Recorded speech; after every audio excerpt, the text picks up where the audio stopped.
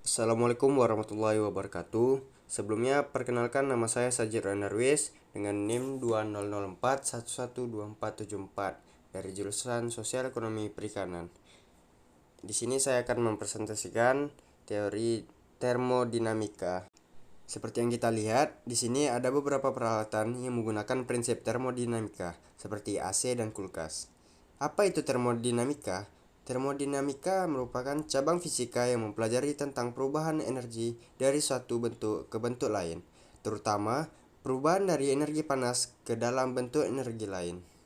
Dan di sini ada 3 hukum yang menjadi dasar perubahan energi dalam termodinamika. Yang pertama, hukum termodinamika pertama atau berhubungan erat dengan hukum kekalahan energi. Yang kedua, hukum termodinamika kedua atau memberi batasan apakah suatu proses dapat terjadi atau tidak. Yang ketiga, hukum ke nol atau kalor mengalir dari tempat panas ke tempat dingin.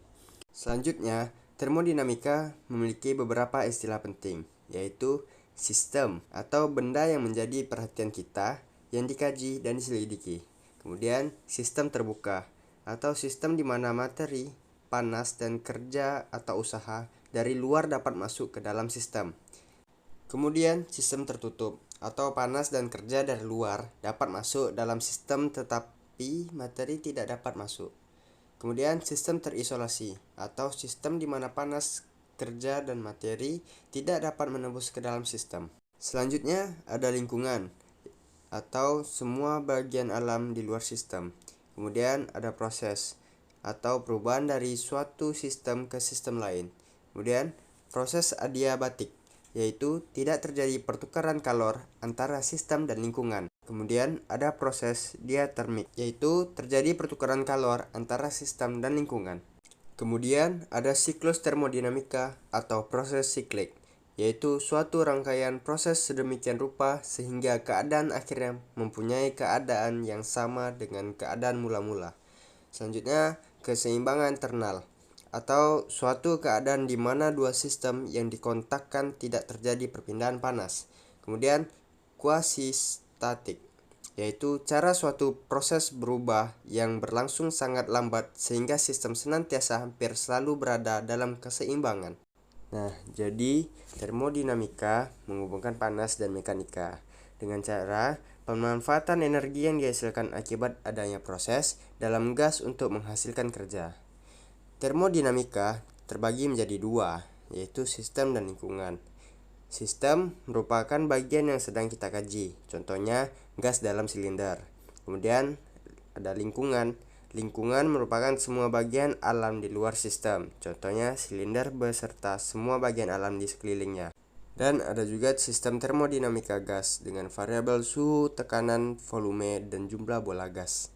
Baiklah, selanjutnya gas ideal. Sifat dari gas ideal itu sendiri yaitu gas tidak memiliki volume atau tekanan yang tetap. Dalam sebuah wadah, gas akan mengisi ke seluruh ruangan. Gas ideal merupakan kumpulan atom atau molekul yang bergerak secara acak. Molekul-molekul tidak mengalami interaksi pada jarak yang cukup jauh. Molekul-molekul tersebar merata dalam wadah. Banyak gas dalam suhu dan tekanan ruang berperilaku seperti gas ideal. Selanjutnya di sini ada mol. Mol perlu untuk menyatakan jumlah gas dan volume tertentu dalam mol. Mol juga dilambangkan dengan N. Di sini ada juga rumus N atau mol, yaitu N sama dengan massa per massa molar. 1 mol adalah jumlah zat yang memuat partikel sebanyak jumlah partikel yang terdapat dalam 12 gram karbon 12. Selanjutnya di sini ada hipotesis Avogadro. Volume yang sama dari gas pada suhu dan tekanan yang sama memiliki jumlah molekul yang sama. Akibatnya, pada suhu dan tekanan standar, 1 mol gas memiliki jumlah molekul yang sama. Jumlah ini disebut dengan Na. Dapat juga dilihat dari jumlah total partikel. N sama dengan N dikali Na. Selanjutnya, di sini ada bilangan Avogadro.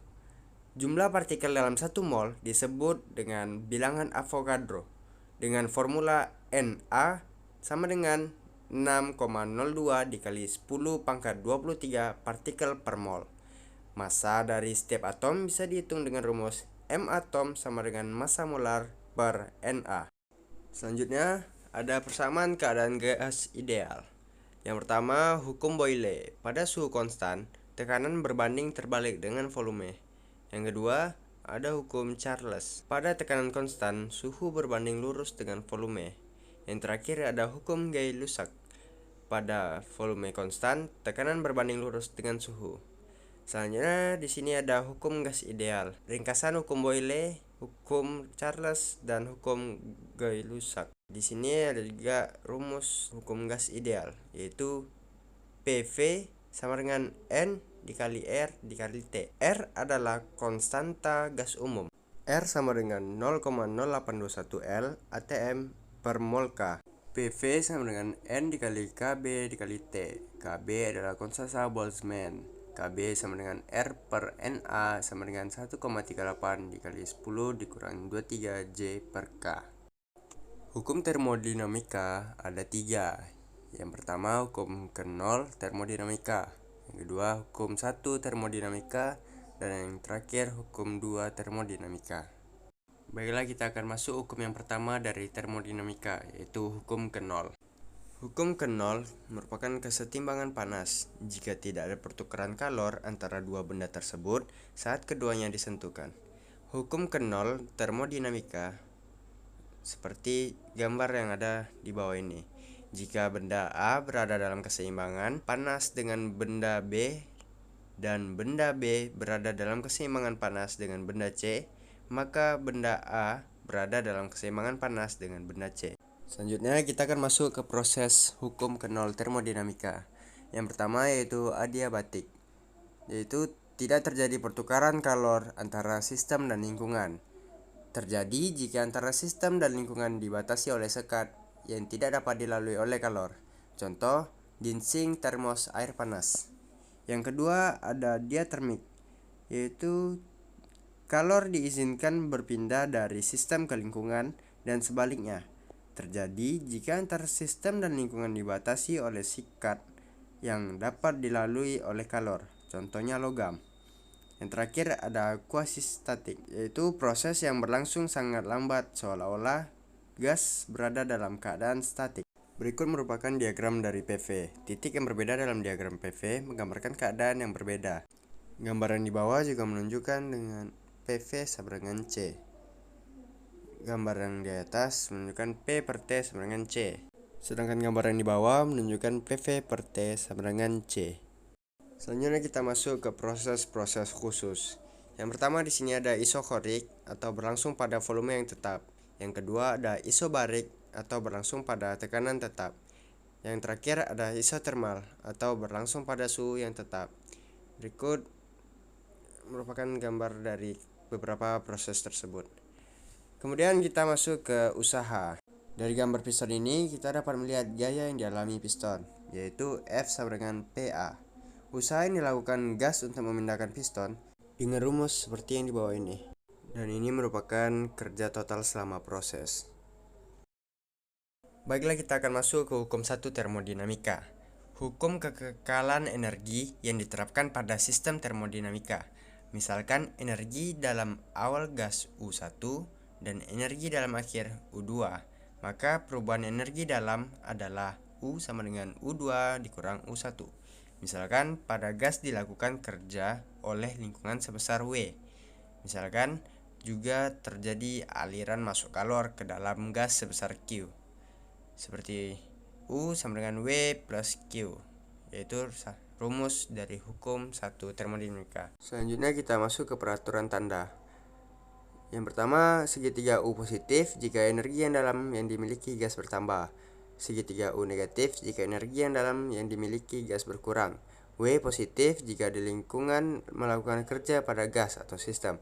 W negatif jika gas atau sistem melakukan kerja pada lingkungan. Q positif jika kalor mengalir masuk dari lingkungan ke gas atau sistem. Q negatif jika kalor mengalir keluar dari gas atau sistem ke lingkungan. Selanjutnya kita masuk ke kapasitas kalor. Kapasitas kalor didefinisikan sebagai kalor yang diserap atau dilepas per satuan perubahan suhu, atau C sama dengan Q per segitiga T. Kapasitas kalor pada volume tetap jika proses berlangsung pada volume tetap atau isokorik V1 sama dengan V2 aksen, maka W sama dengan 0.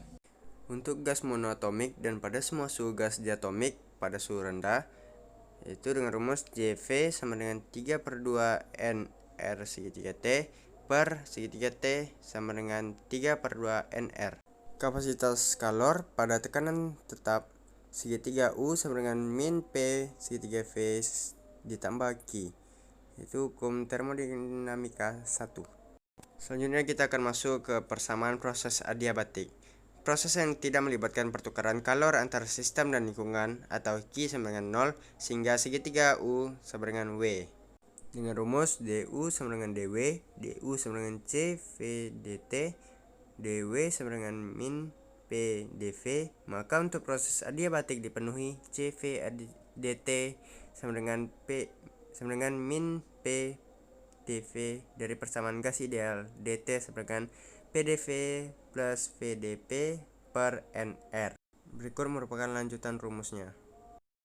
Kemudian kita akan masuk ke siklus. Siklus adalah proses yang berawal dari suatu keadaan dan berakhir kembali di keadaan semula. Proses A ke B. Proses ini berlangsung secara isokorik sehingga kerja yang dilakukan W AB sama dengan 0. Proses B ke C. Proses ini berlangsung secara isokorik pada tekanan P2 aksen sehingga kerja yang dilakukan W BC sama dengan min P2 dalam kurung V2 kurang V1 tutup kurung. Proses C ke D. Proses ini berlangsung secara isokorik sehingga kerja yang dilakukan W CD sama dengan 0. Proses D ke A. Proses ini berlangsung secara isokorik pada tekanan P1 aksen sehingga kerja yang dilakukan WDA sama dengan min P2 dalam kurung V1 kurang V2 sama dengan P1 dalam kurung V2 kurang V1. Kerja total selama satu siklus adalah jumlah dari kerja setiap proses atau sama dengan negatif luas daerah yang di lingkup siklus. Dengan rumus W sama dengan min luas sama dengan min panjang kali lebar sama dengan min dalam kurung P2 kurang P1 dikali dalam kurung V2 dikurang V1. Baiklah, selanjutnya kita akan masuk ke mesin kalor. Kerja yang berharga negatif menunjukkan bahwa gas melakukan kerja pada lingkungan. Jika siklus proses dapat dilakukan berulang-ulang, maka gas akan melakukan kerja terus-menerus dengan lingkungan. Untuk memanfaatkan kerja yang dilakukan oleh gas tersebut, dirancanglah mesin yang mengatur siklus proses secara terus-menerus yang disebut dengan mesin kalor. Kerja yang dihasilkan gas digunakan untuk memutar mesin yang kemudian dapat diubah ke energi bentuk lain seperti energi listrik, contohnya mesin kendaraan bermotor, turbin, dan lain-lain. Agar gas dalam mesin kalor dapat melakukan proses siklus terus-menerus, maka gas tersebut perlu menyerap kalor. Sebagian kalor digunakan untuk melakukan kerja atau menggerakkan mesin dan sisanya dibuang. Berikut merupakan cara kerja dari mesin kalor. Dengan Q1 sebagai jumlah kalor yang diserap dari reservoir panas, Q2 jumlah kalor yang dibuang ke reservoir dingin, dan W sebagai kerja yang dilakukan. Kemudian kita masuk ke efisiensi. Mengukur kemampuan suatu mesin mengubah kalor yang diserap dari reservoir panas menjadi kerja. Untuk Q1 yang sama, mesin yang bisa menghasilkan kerja lebih besar dikatakan memiliki efisiensi yang lebih tinggi. Selanjutnya, mesin Carnot. Mesin kalor dengan efisiensi tertinggi adalah mesin Carnot. Mesin Carnot memiliki siklus yang terdiri dari 2 proses adiabatik dan 2 proses isoternal. Proses AB dan CD adalah isobarik, dan proses BC dan DA adalah isotermal. Kalor diserap dari reservoir bersuhu tinggi hanya pada proses BC, dan kalor dibuang ke reservoir bersuhu rendah hanya pada proses DA. Baiklah, di sini kita akan masuk ke hukum yang terakhir, yaitu hukum 2 termodinamika. Batasan tentang cara pemanfaatan kalor. Pernyataan Kelvin Planck.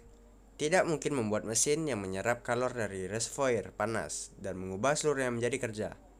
Konsekuensi pernyataan ini adalah tidak mungkin membuat mesin kalor yang memiliki efisiensi 100%. Pernyataan Clausius.